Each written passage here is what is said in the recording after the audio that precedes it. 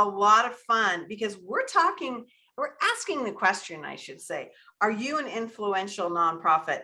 And this is a big, big issue for so many of us. If we haven't met yet, I'm Julia Patrick, CEO of the American Nonprofit Academy. My intrepid co-host, Jarrett Ransom, is going to be off for a couple of days. We'll be rejoined by her next week.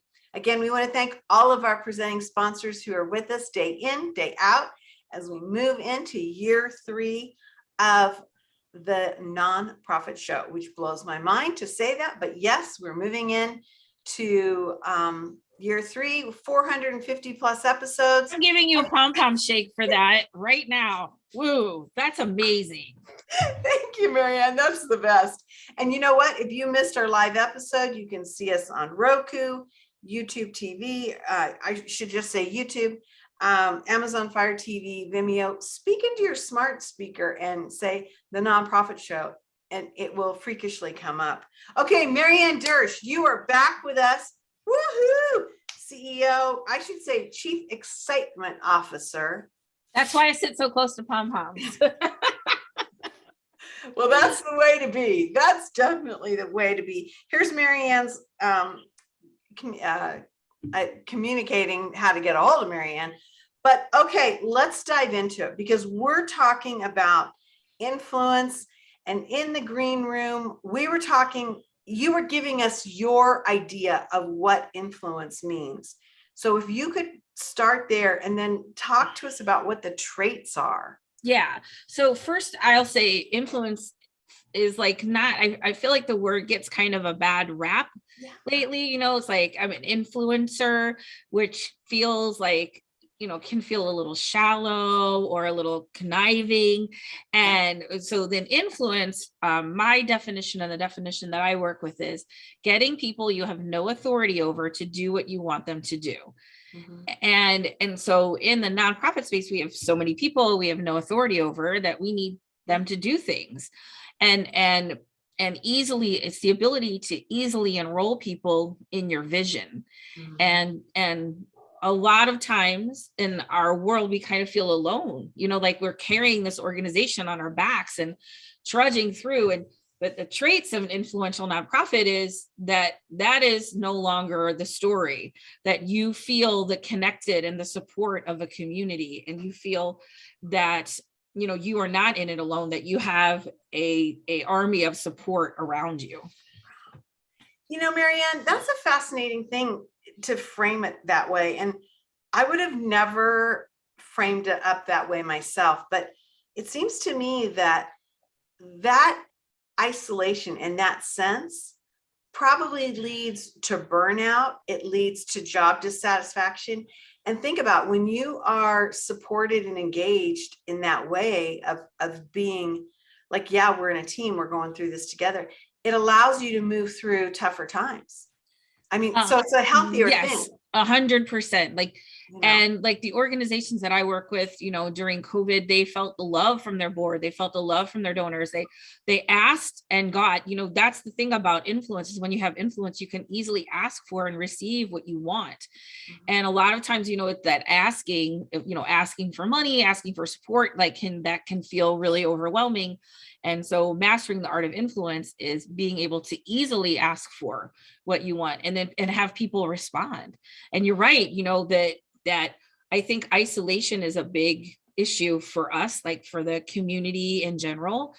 And, you know, and the ability to then feel that support, like that is so like the quote I use all the time is, we don't give from the depths of the well, we give from the overflow. And a lot of people are giving from, that's a Rumi quote, right? But like a lot of people are giving from the depths of the well. And the influence, when you have influence, you're giving from an overflow, you're giving from this energy rich place. Wow. Okay. I love this concept because it seems to me, Marianne, that this is almost like a foundational approach to how we manage our nonprofits, how we look at our nonprofits, how we look at the relationships with staff, community, donors, leadership, and all that. But the bigger question is maybe, how do we get there? Yeah. Right? How do we build this influence when we now understand it with a different lens, that it's not manipulative. Yes, right. So that, again, I'll start with what it's not, which is we don't convince, push, pitch, sell. That's not what we do. And we've been taught, this is how you get money. You have to pitch, you have to convince, and that actually causes people to get defensive and push back. Right. And so the influence, let me just say this before I get into the how, is sort of like one of the things I say a lot is people hate to be sold, but they love to buy. Right. And what I mean is like, well, I didn't want to be sold because that's pressure. And then you get defensive. And when you get defensive, you go back here. And when you go back here into your instinct, into the base of your neck, the back of your brain, then your ability to have reasonable thought to take into information decreases. It diminishes exponentially. So we want to keep people open to new information. And that's by buying, they're choosing, right? They're choosing every step, Active. And go ahead. What were you going to say? No, I love that you said that, because I can see that with the donor. Yes. Writing the check might not be the best part, or making the commitment, but then the engagement and the joy of, as they say, the joy of philanthropy, that you have invested in, that is where it's at. I've never heard anyone say it that way. Marianne, yeah. This is why you're good for us. Yeah, you're welcome. And you're right. People really don't talk about this in a sense of like, you talked about it being the foundation. And that's why I do this work, is because what I've seen over so many years is like, how come some messaging and marketing worked for some organizations and didn't for others? You know what I mean? It was all good stuff, but why would it stick in some places and not in others? And it was really around their internal communication. Because if you're not and communicating effectively internally, you won't be able to do it externally. And so my work started to move more and more towards internal communication. And by internal communication, how do you get better internal communication? You develop better leaders to yourself and to each other. So in the sense of how to be an influential nonprofit is really turning the lens to yourself, right? And when I say turning the lens to yourself, say, okay, our habit, I feel like this is what I've seen, is to say, okay, if only my board would do this, if only my donors would do this, right? And then I would be happy, or I would be successful. When influence turns the lens to you and say, okay, how am I contributing to this? How can I, right? Like, because I can't expect other people to show up differently unless I'm willing to show up differently, right? I raise my game first. Right. And influence for me, it's all about attraction, right? Like, we're all master attractors. This is what I truly believe. We're all master attractors. Whatever we put out is exactly what we get back. And so you can't put the same thing out and expect a different thing back. So I just teach people really how to do it. Is we're going to send out exactly what we want back. And that's how we're going to get it. So if we want, support, we need to be supportive. Does that make sense? Is this? Yeah. And I think it's for me, it's modeling. Mm-hmm. I think it's like, and this is going to sound really crass, but it's like, going to the doctor, and the doctor says, you need to stop eating potato chips and stop smoking and stop drinking. And then you see them outside in the parking lot with a bag of potato chips, a cocktail, and smoking. I mean, which is like, that's extreme, but do how I'm hearing it is that you got to walk the walk and to look internally and say, what does that mean? Maybe that's the starting point. That is, I can't believe you said that. That is so perfect, because that is one of the things about alignment, right? Being in alignment, it means what you say and what you do are as close as possible. Yeah. And when you see that doctor, right, in the parking lot, like, don't be like it. And then they're doing it like, wait, come on. So the alignment is what I say and what I do are as close as possible. And that builds trust, and trust is the foundation of anything, including influence. And, sometimes our organizations will say, we support strong families. Well, like, yeah, our clients, but then we're working our staff so hard that they can't take care of their families. That's not that, right?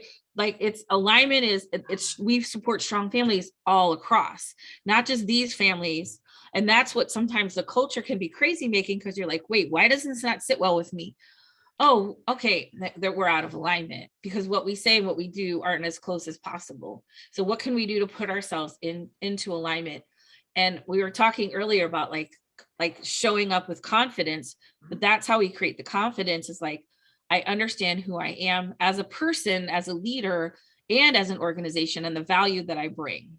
And that's like the first step to influence. I love it. And I think what you just said is a magical way to reframe this, because I think in the nonprofit sector, there's a lot of judgment, and you could talk about that from the, white savior approach to I'm going to help those people on the other side of the tracks to all these things. And I think you're right. I think that's also part of this great resignation where you do have staff that they're burnt out and they're like, what the heck? We talk about these mental health issues and behavioral issues, but it's only really for our clients and not for our teams. Yes. So I love that you brought that up. That's fascinating to me. And that's another aspect of how to build influence is like you were saying, being the model, right? Like Yeah. I'm the model for the change I seek. In our culture, and especially in the nonprofit, we have to sacrifice ourselves to make other people happy, when really the opposite is true. When the more that we care for ourselves, and then we become the model, and again, because what you put out is what you get back. And so we become the model and we become the thing that people gravitate to and want to be around. And then that becomes very powerful. And it's all about like the work I do, is like that Rumi quote, we want to give from the overflow, not the depths of our well. And the influence, right? That's you have that comes from that overflow. And wouldn't you rather be a donor to an organization that's energy rich and comes from the overflow, and you feel connected and positive? Not that bad things don't happen. I'm not saying this is not rainbows and unicorns. I'm just saying but their approach and their culture is one of possibility and problem solving and boldness. Mm-hmm. And that's what we want, oh yeah, I want that. Right. That's what I'm saying. Are the major law of our universe is like attracts like, and so if we use that, okay, so that's influence. Like, what am I putting out there? Well, so what else can I put out to get back what I really want? And that's the truth. And it's not about changing other people. It's starting with yourself. Wow. Okay. This is I'm just so intrigued by this because I love this conversation. I think it's the right time of the year to have this conversation. Marianne, sometimes with the nonprofit show, we get these amazing guests and concepts that come through. But at some points, especially towards the end of the year, I know that with my team, I'll say, you know what? This is going to be a topic that frustrates people because they're at the end of the year and they're trying to do too much. And it's not going to be a positive. It's going to be a negative. But what I love what you're saying is that this is the time to start that. This is the time to start working on this and refining this mentality and this approach so that as we get into that heavy season and we're ending, we're moving through the quarters of the year, that we're armed, right. We're better for it. Let me say something that's going to blow your mind. Okay. Yeah. I need it. So I'm going to get hold on. Okay. So time is really an illusion, and all time lives in our head. The past and the future live in our head. Really, the only thing we have is this present moment. And anytime we think of the past, or worry for the future, we're in our head and we're not fully present. So really all we have is this moment. So I look at it like this. If you want tomorrow, which never really comes, if you want tomorrow to be different, then you do something now. Right. Okay. So does that make sense? And next month I'm going to do this. Well, next month, right. But okay. So what, just really focusing in on, this is there's no perfect time to make stuff better. right? Like, oh, when we're gonna like get all this organized, and then we're like, no, like it's just like this is all we have at this moment. And so anytime I'm like ruminate like past regrets or future worries, that means I'm in my head and I'm not present. Okay, I needed to hear that. I needed to hear that. And I say told you it was gonna blow your mind a little bit. No, I needed to hear that for many a reason. And I think you're right. I think you're absolutely right, especially in our sector. Yeah. I think it's really an important thing. Now, I want to ask you this next question because our time is blowing by and you've already given me so much to think about. But how do we know when we're successful with this concept? I mean, okay, what does it mean? And I know we're like overly cautious or centered on measurements and everything, but how do we intuitively maybe, or we can actually measure this data way? So for me, it's really about the mindset, either a scarcity or an abundant mindset. Okay. All of these concepts I'm talking to you about are rooted in abundance, that they're the infinite, the universe is infinite, and there's infinite amount of resources, and there's infinite amount of time, because like we see time as linear, and that's not really how time works. So if you can ground yourself into like, instead of coming to work every day like, oh my God, there's not enough time, there's not enough money, to like go, you come into the office and be like, we feel safe and supported, we're excited. Yes, there's difficult times and we know we can find a way through. Mm-hmm. That's because we know that there's resources out there. And so much of I feel like our fundraising gets hard because we're afraid to release people that aren't the right fit, because we're afraid we won't find somebody else. But if I'm rooted in abundance, that means I can let you go because I know there's somebody better for me. And so for me, that is the most basic shift, is one from a scarcity mindset to an abundance, or, like a scarcity fixed mindset, nothing will ever change, blah, blah, blah, to a growth mindset, an abundant mindset. And like, we may not exactly know how we're going to do this, but we know we can get it done. We just always, and that's when the possibilities open up, and then the solutions kind of flow to you. And for me, I think the biggest thing is, and this is the thing you can measure, is when the money, the people, the energy starts to flow to you, right? Like people are coming to you saying, I want to be a part of you. Tell me what's going on. That's when it starts working. It takes a little bit to get there. You know what I mean? There's it's a process, and it takes some consistency, and it takes a lot to turn the yacht around. This isn't something that's going to happen. You can start shifting, and then, the organization will slowly shift with you. Right. And then you'll be like, wait, all of a sudden, oh, wait, we don't have to like go scrounge around. Like, people are coming to us, and wow. And whoa, and that's the organizations I work with. That's how they feel. I mean, 100%. It's an interesting thing. I learned this phrase from that great Terry Axelrod, the woman who started raising more money. And she said, I remember learning this from her almost 20 years ago, the concept of bless and release. Yeah. If something doesn't work, or it's not working for you, it's okay to say, all right, this isn't working, and so we're moving on. And then you free yourself from yes. I just did a webinar yesterday, and one of the things I taught them was like the 10 words to never tolerate again is, let me think about it and get back to you. Because you've said it and I've said it, and we don't mean it, and they don't mean it, but we're saying it to be polite because we don't want to say no, or we don't want to feel rejected. And that's right. Like, so the bless and release, if I can go, you know what, hey, whatever you decide is totally okay. Because and I can hold space for, I would really love this gift. And then I can hold space for, and if it's not the right fit, I'm okay. So there's this, I think there's this, for influence, for me, it's this underlying value of trust, right? Like, just trust that your donors will show, trust that you are supported, trust that you have value. I love it. I think this has just been amazing. I want to talk about a few more things, and our time is drawing close. I mean, it's shocking how fast this conversation has gone. First and foremost, here is Marianne's information. She's got a great website, and you can get a lot of different information.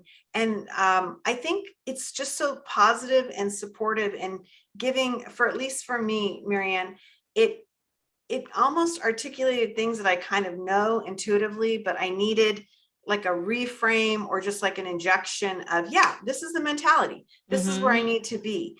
So check out mariannedersch.com. I want to also make sure that everybody knows you have a podcast, The Influential Nonprofit, and you can find those on that site as well. So it seems to me this is not a one and done, Marianne, right? I mean, this is like a coaching kind of like Yes. reframe of our approach. And so I love that you have these tools that we can get back to, because this is not a conversation that everybody's having. I know this is why I that's what I saw the gap in the market was. We were trying to solve mindset and communication issues with strategy, right? Like my board doesn't trust each other. Okay, let's get a plan. No, we need to build a trust. It's okay if they don't trust each other. Like we can, but let's work on that, and then we'll create a plan. And we want to kind of avoid the drama or avoid difficult conversations. And that's a high price to pay. And people just don't have the tools. And that's where I really saw the need was, was to help people navigate and become better leaders of themselves and take more ownership of their own outcomes instead of looking outside for everyone else to solve it. I love it. And I think that's super magical.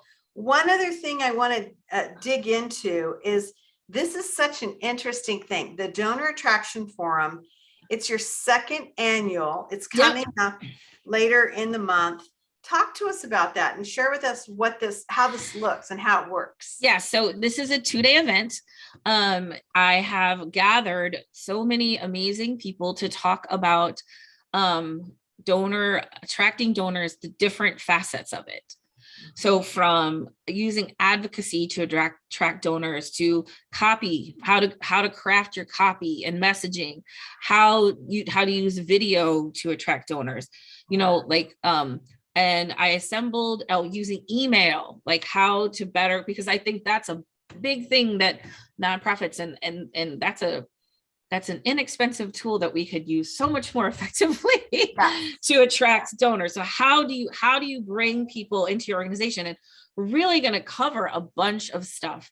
And I have just some wonderful speakers to just talk about different ways to attract donors. So the whole schedule is on there. It is a free to register. So there's just go ahead and register. You can pop in. There's a VIP thing you can buy on the other side if you want to get the recordings, but it's totally free for you to pop in.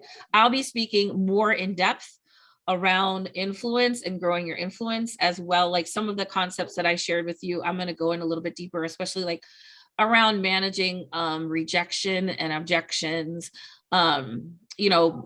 navigating those kinds of things. Because one of the biggest things of influence is being able to ask for and receive what you want and need. And what keeps us from asking is because we're afraid we're going to hear a no. So how do we navigate that? So I'm going to be talking about that. And it's just, I host it. So I'm there. It's not like, it's like you and I talking, right? Like, and so I'm hosting it the whole time. So, and I ask questions and you can ask questions. And it's just such a really, really cool experience. Great. And it's donorattractionforum.com/Marianne. Yep. Look it out. I think it's a really great, you had a huge number for your first one, didn't you? Yeah, like we had 800 people registered. Our goal is 1,500. We have almost 500 now. So, and what, we have Amy Fazio, Bethany Snyder, Michael Hoffman, like all of these people that are experts in attracting donors in different areas. And I'm really excited about this. And I'll just share like the VIP package, which is, which you can purchase. But after the event, I do a workshop with anybody who gets that. And I teach you how to figure out what ideas will work best for your organization. So like you can just take all of this in and then be like, okay, because sometimes we go to things and we're like, oh, I need to implement that. I need to implement that. I need to implement that. And you're like, and then none of it happens. Right. Yeah. Well, it becomes frustrating, I think, too, when you go to something and you get all excited and then you go back to your team, and to your very point, you have to articulate and influence Yes. people that weren't there to buy Right. in. And that's not like selling, oh, I came with this really good idea. It's like, it's really about listening to their needs. And then whatever your idea is going to meet their needs, which is different than how we typically learn to get our ideas across. Right, right. Oh my gosh. Well, this is going to be great. I'm going to be there watching and participating in that, looking for new ideas. And I think too, a big part of this courageous communication is that we need to be supported or reminded. I mean, touch base with some of the things that we know, but we forget, or we lose our way. And so I think something like this is just so powerful to help you get on track, maybe even start a new track. So I'm going to be really excited to see how people respond and what the feeling is, because we need to be doing better. And we can be doing better, but we need the tools. And I think this is one of them. So Marianne, thank you so much for doing this for our community. Thank you so much. Oh my gosh, it's been a lot of fun. Again, I'm Julia Patrick, CEO of the American Nonprofit Academy. Jarrett Ransom will be back with us next week. She's enjoying some time with her family in the South. So how cool is that? Again, we want to thank all of our presenting sponsors. Without you, we would not be here having these great conversations as we have today with Marianne Dersch.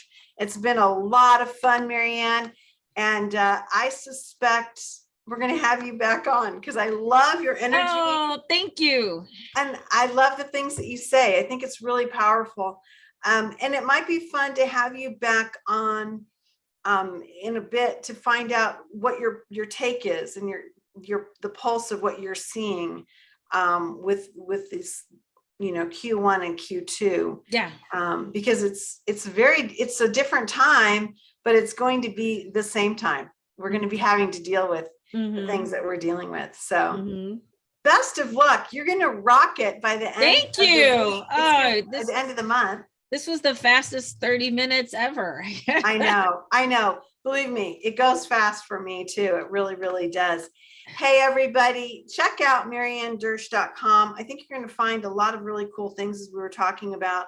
And then, see about finding some time to pop in to that 2-day workshop. I think it's going to be a great value. And again, it's free. So that's and when you register, you'll get the lineup. So you can say, oh, I really want to hear this person or this person. So you can figure out the timing and you can, pop in for a little or all, whatever you want to do. I love it. I love it. I love it. Well, hey, everybody, we end every episode with this little mantra: stay well so you can do well. We'll see you back here tomorrow. Thank you, Marianne. Thank you.